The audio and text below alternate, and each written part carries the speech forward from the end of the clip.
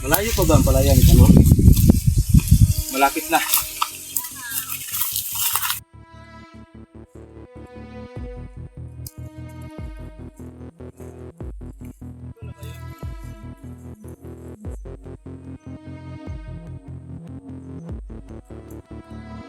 Di ba parang nandyan ang palayan ni Maria? Oo, nandyan. Kaya nga gustong kunin mo ng Rosita ang palay na ito. At nang sa gayon, ang lahat ng ito ay pa sa kanya. Grabe, ang laki. Tiba-tiba dito sa Madam Rosita. Ano ngayon ang gagawin natin? Tulad pa rin ng dati, maglalagay pa rin tayo ng kartula. At nang sa gayon, ay madali niyang malaman na inaangkin natin ang lupa niya. Sige, Tara, simulan na natin. tara. Ano nga pala gagawin niyo sa palayan mo, Maria? Wala naman, Manong Kanor. Titingnan lang ni Baltasar ang palayan ko na inangkin nila ni Store at Alfredo. Bakit, Baltasar? Ano gagawin mo sa palayan ni Maria? Wala naman Manong. Titingnan ko lang kung may tutulong ba ako sa kanya. Dati po siyang pulis, Manong Kanor. Tutulungan niya ako mabawi ang lupa ko. Dating pulis? Bakit ngayon? Hindi ka na ba pulis, Baltasar? Hindi na po Manong. Puminto na po ako sa pagiging pulis ko. Bakit? Gusto ko na po kasi mamuhay ng normal at payapa. Kaya ko po iniwan ang pagiging pulis ko. Pero sa nangyari sa akin kahapon, parang napagtanto ko na nagkamali ako sa desisyon ko.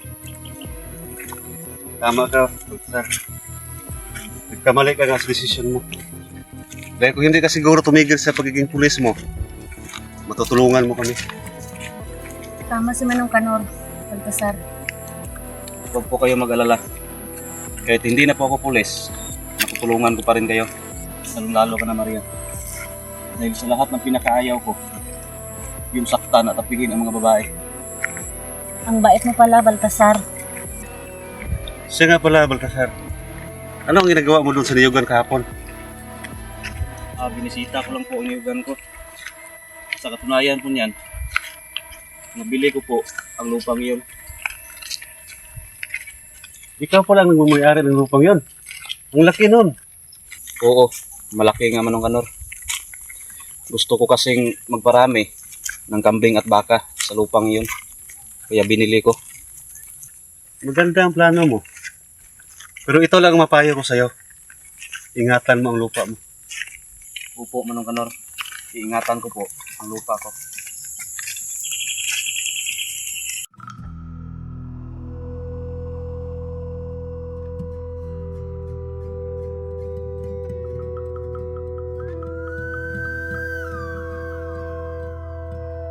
Paano? Nandito na tayo. Ayaw ng palayan ko. Sige po, Manong Kanor. Salamat po. Sige, dito na ako. Ingat kayo. Kayo rin po. Tayo na, Baltasar. Nandito ang palayan ko.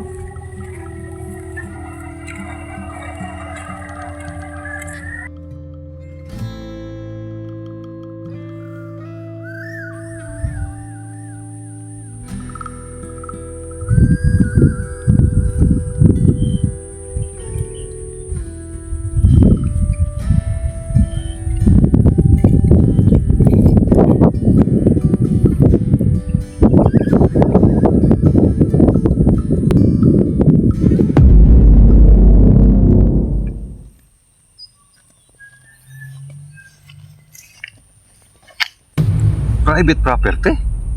Paano naging private ang lupa ko? Iakin to. Kagagawa nito ni Mr. at ni Alfredo. Oo. Magagawa naman yan, Kanor. Mga demonyo kayo! Matapos yung agawin na kay Maria? Isusunod yun naman ang palayan ko? Wala eh. Lupa mo ang gusinada namin. At isa pa, baka nakakalimutan mo. Natraso ka pa sa amin, Kanor. Wala akong pakialam sa mga sinasabi niyo dalawa. Ang sa akin lang, umalis kayo dito sa lupain ko. Bago pa tayo magkakamatayan dito. Alfredo, matapang. Ano? Paggagabahan nyo na ba natin? Tara.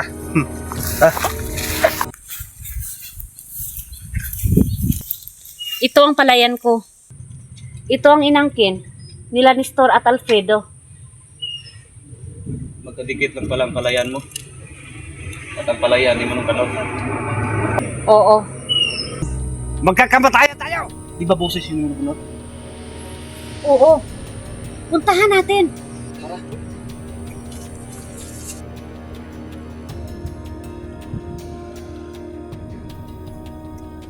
Magkamatayan ba ka mo? Sige, magkamatayan tayo.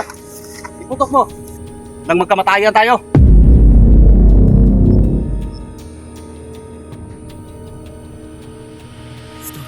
May baril.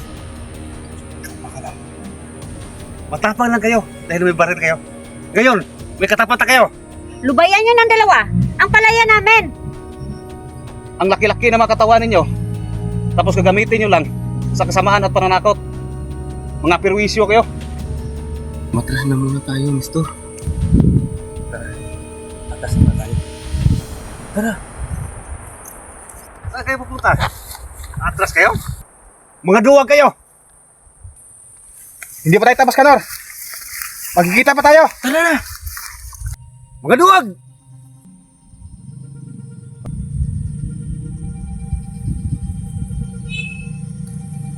Salamat, Baltasar.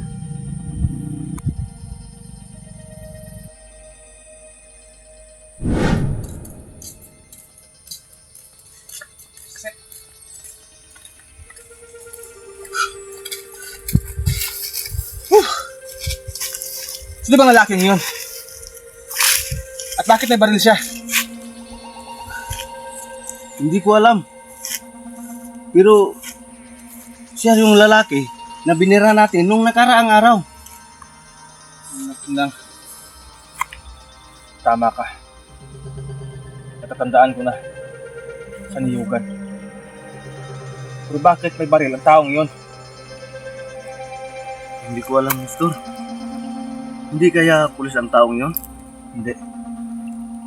Hindi siya pulis. Nestor, nakita mo ba kung paano siya humawak ng baril? Parang sanay siya humawak ng baril. Buisit. Kung totoong pulis siya, sana tinumba na lang natin siya noong nakarang araw.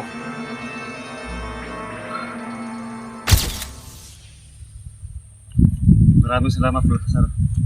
Walang anuman po, Manong Kanor. Pero bakit may baril ka? Di ba sabi mo, hindi ka na pulis? Manong Kanor, kahit wala na po ako sa servisyo, ay may baril pa rin ako. Dahil kailangan ko ito para protektahan ang sarili ko. Ganun ba? Oo. Pero yung dalawang lalaki na gustong umangkin ng lupa mo, nakikita ko na parang hindi sila sanay pumatay ng tao. Ang kaya lang nilang gawin ay manakot. Yan din ang nakita ko sa kanila, Baltasar. At kapag madala ka sa pananakot na ginagawa nila, ay aangkinin nila ang lupa mo. Katulad ng ginagawa sa iyo, Maria. Tinutukan din kasi nila ako ng barel. Yan ang gawain ng mga taong duwag. Pero simula ngayon na nandito na ako, hindi nila maagaw ang lupa ninyo. Dahil protektahan ko kayo. Salamat, Baltasar. Salamat. May barel siya? Opo. May baril po siya, madam. Sino siya? Kilala niyo ba, ha? Hindi po, madam. Pero siya po ang may-ari ng lupa na balak sana naming agawin nung nakarang araw. Ayan. Ayan ang resulta ng mga kabubuhan ninyo. Nagmamarunong kasi kayo. Ayan. Ayan. May katapat kayo. Ang pagkakaiba nga lang, matapang yun. Kayo, duwag. Kunti lang po kasi ang bala ng madam. At isa pa, hindi po kasi kami sanay matay ng tao. Puro pananakot lang po kami. Pananakot? Hanggang dyan na ba talaga ang kaya ninyo? Wala na ba talaga kayong maibubuga? Paano kung nabaril kayo kanina? Hindi ba kayo gaganti ng putok? Tatakutin nyo na siya? Gaganti naman kami siguro, madam. Gaganti? Sigurado kayo? Eh, paano naman tong kasama mo? Kasama mong duwag. Eh, siya pa naman ang may hawak na baril. Total, mga wala naman kayong bayag at hindi nyo na maangkin ang lupa ni Kano, magbibigay ako sa inyo ng panibagong trabaho. Ano po yun, madam? Alamin nyo kung sino ang lalaki na sagupan nyo kanina. Alamin nyo kung ano ang trabaho niya. Gusto kong malaman kung sino siya. Opo, madam. Gagawin po namin. Sa pagkakataong ito, siguraduhin ninyong dalawa na hindi na kayo papalpak. At kapag nakapag-alaman ninyo na pulis siya o militar, itumba niyo na agad. At baka maging tinik pa sa lalamunan natin. Maliwanag! Liwanag po, madam. Ikaw, Nestor, ang sobra-sobra na yata ang daga sa dibdib mo. Baka gusto mong lasunin natin yan para lumabas yung tapang mo.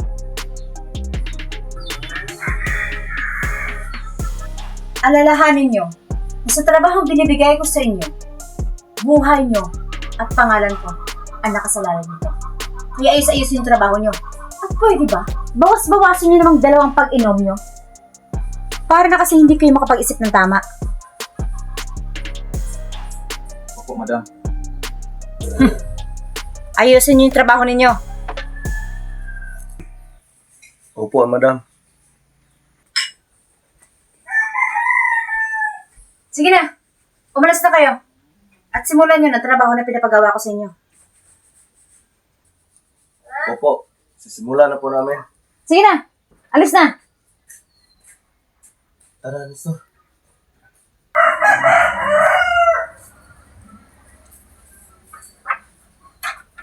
Sino kaya ang lalaking tinutukoy nila? Malalaman ko din yan.